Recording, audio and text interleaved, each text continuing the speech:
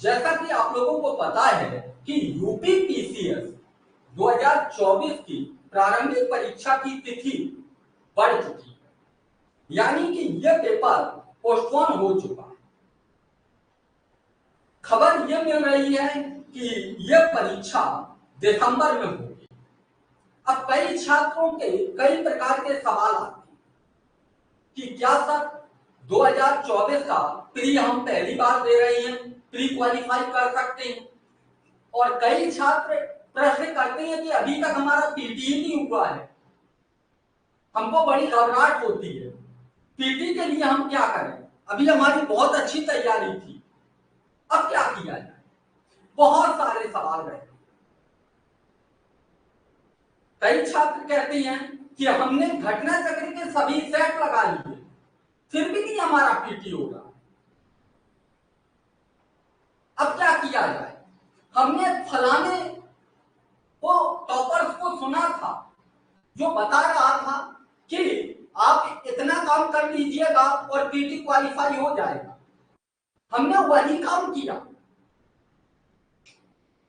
फिर भी नहीं पीटी हुआ। बदलते पैटर्न को और बदलते सिलेबस को ध्यान में रखते हुए तैयारी जब तक नहीं करेंगे, इसी तरीके से असफलता हाथ लगेगी। इस बात को दिमाग में बिठा लीजिए। आप जो बताया जा रहा है सोशल मीडिया पे और जो चीजें आप सुन रहे हैं, उनसे कभी यह पूछिएगा कि आपने पीटी क्वालिफाई जब किया था तब क्या आपने पीछे कौन कौन सी किताबों का अध्ययन किया? सिर्फ घटना चक्र के पढ़ लेने से मात्र से आपका पीटी क्वालिफाई हुआ, या आपने घटना चक्र को केवल और केवल एक प्रैक्टिस के रूप में लिया? आप जो गलती कर रहे हैं उस गलती में सुधार कीजिए। अगर आप पीसीएस की परीक्षा पास करना चाहते और खासकर यूपी पीसीएस, गलती क्या कर रही है? आप किताबों का अध्ययन नहीं कर रहे।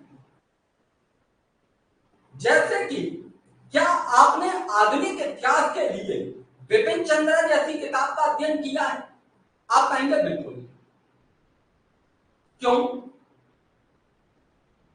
अरे क्या जरूरत है, हमको तो पीटी पहले क्वालिफाई करना है। हाँ भाई, जरूरत है पीटी क्वालिफाई करने की। क्या आपने पॉलिटी के लिए एनसीईआरटी कक्षा 11 की पढ़ी हुई है? नहीं। कक्षा 8 की एनसीईआरटी पढ़ी हुई है? नहीं। कक्षा 9 की एनसीईआरटी पढ़ी हुई है? नहीं। जब ये एनसीईआरटी नहीं पढ़ी हुई है तो पॉलिटी के जो सवाल हैं वो आप कैसे समझ सकते हैं कि हमारे 20 में से 18 सही है? कैसे आप सोच सकते हैं? क्या आपने इकोनॉमिक्स के लिए कक्षा 9 से लेकर 11 तक की एनसीईआरटी पढ़ी है? नहीं। ज्योग्राफी के लिए क्या कक्षा 6 से लेकर 12 तक की एनसीईआरटी पढ़ी है? आपका जवाब आएगा नहीं। जब आपका जवाब हर चीज में नहीं नहीं नहीं है तो फिर अपेक्षा कैसे कर रही है कि 2024 का प्री क्वालिफाई करेंगे? कैसे अपेक्षा कर रहे हैं? आप कहेंगे कि आप केवल और केवल नकारात्मक बात बोलते हैं। नकारात्मक बात नहीं बोलता हूं मैं, सच्चाई बोलता हूं। यह सच है। इस तरीके से जो आप तरीका अपना रहे हैं, इस तरीके से आप अपने वर्ष दर वर्ष बर्बाद कर रहे हैं, अपना पैसा बर्बाद कर रहे हैं।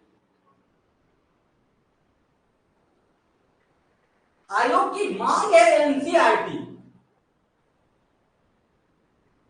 आप नहीं पढ़ेंगे और जब तक नहीं पढ़ेंगे तब तक पीटी क्वालिफाई नहीं करेंगे, किसी भी कैटेगरी में हो, किसी भी कैटेगरी में हो। आप ये मत सोचिएगा कि हम एससी में आते हैं, आप ये मत सोचिएगा हम ओबीसी में आते हैं, किसी भी कैटेगरी में हो आपको एनसीईआरटी पढ़नी ही पड़ेगी, प्रॉपर तैयारी करनी पड़ेगी। और जब तक आप प्रॉपर तैयारी नहीं करेंगे तब तक कैसे ये सपना देख सकते हैं कि हम एसडीएम बन जाएंगे, कैसे देख सकते हैं? आपको हमारी बातें बुरी लग रही होंगी, मैं जानता हूं, सच्चाई बहुत कम लोगों से पचती है, लेकिन आज हमारी बात बुरी लग रही होगी। 4 साल बाद यही गलतियां वर्ष दर वर्ष करते रहेंगे तो 4 वर्ष बाद हम ही आपको याद आएंगे, हम ही आपको याद आएंगे।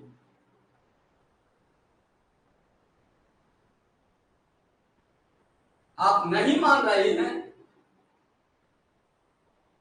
आप किसके पीछे भाग रहे हैं? फैक्ट, फैक्ट, फैक्ट भी अच्छे से याद नहीं है,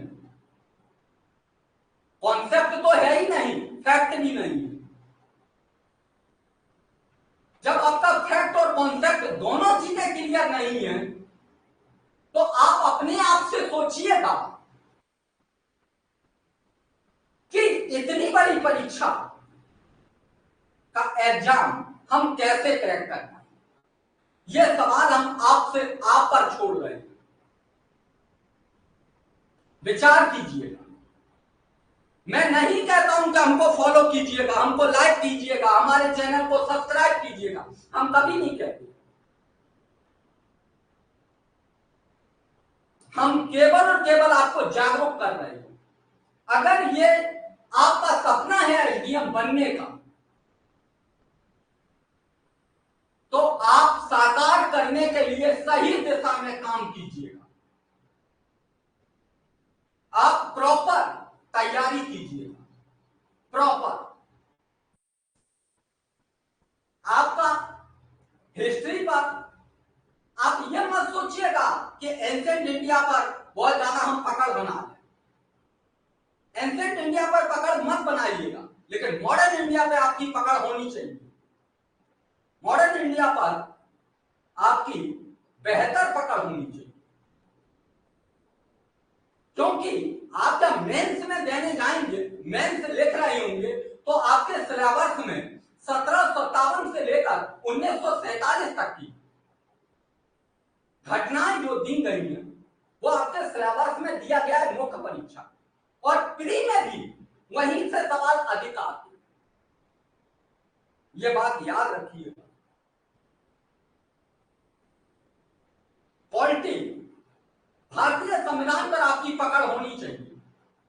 ज्योग्राफी, इंडियन ज्योग्राफी एवं वर्ल्ड ज्योग्राफी पे आपकी पकड़ होनी चाहिए। एनवायरमेंट पे आपकी पकड़ होनी चाहिए। इकोनॉमिक्स पे आपकी पकड़ होनी चाहिए।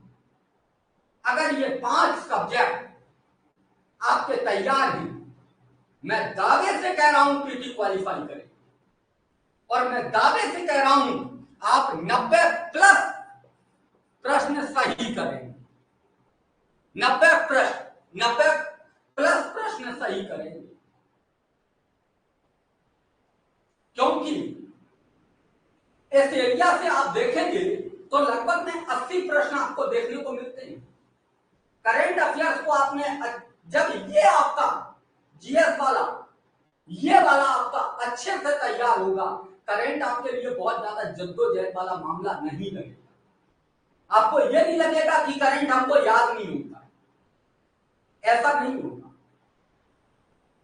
करंट में बड़े आसानी से 35 सवाल आ रही हैं, 28 सवाल बड़े आराम से कर लेंगे। चाहे आप पूरी साल पढ़िएगा करंट को, तब भी 28 से ज्यादा नहीं पढ़ पाएंगे। और इन विषयों को तैयार करने के बाद भी सैक्रिफाइस कर दिया, ये मेरा विश्वास है। मेहनत कीजिएगा सही तरीके से। टीसीएस पर जो लगातार आप देखते रहते होंगे 20-25 हजार छात्र या 1 लाख छात्र ऐसे होते हैं जो सोशल मीडिया पर घूमते रहते हैं, कभी इसकी रणनीति देखी, कभी उसकी रणनीति देखी, कभी ये वो, दुनिया का हर जगह वही चीजें चल रही हैं, उन्हीं को सुन रहे हैं। ये सब चीजें बंद कर दीजिए अगर सफलता लेना चाहते हैं।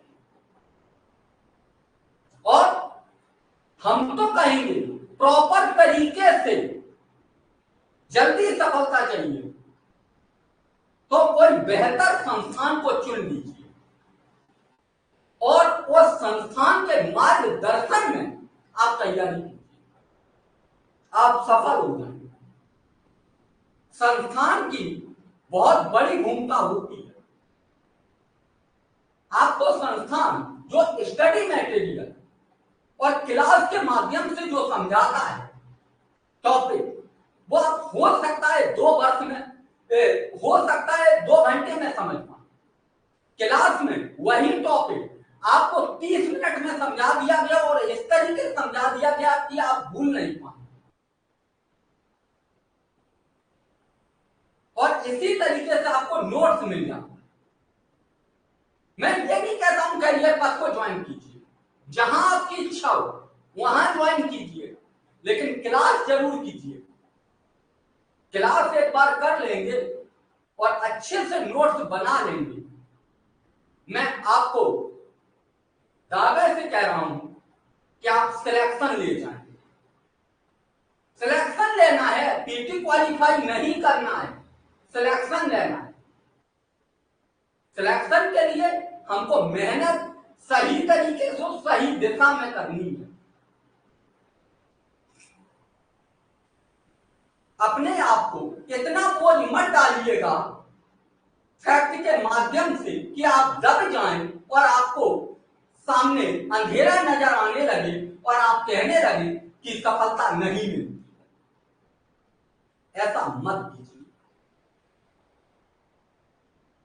आप सही दिशा में सही तरीके से काम कीजिएगा, सफलता आपको जरूर मिलेगी। मुझे विश्वास है कि आपको ये बात समझ में आ गई होगी। अगर आपको ये बात समझ में आई है तो इस वीडियो को लाइक कीजिएगा, चैनल को सब्सक्राइब कीजिएगा। इसी तरीके से हम आपको कुछ ना कुछ प्रतिदिन वीडियो लेकर आते हैं और आपके जो अन्य सहयोगी हैं उनको भी इस वीडियो को शेयर कीजिएगा ताकि वो भी जागरूक हो। बहुत बहुत धन्यवाद।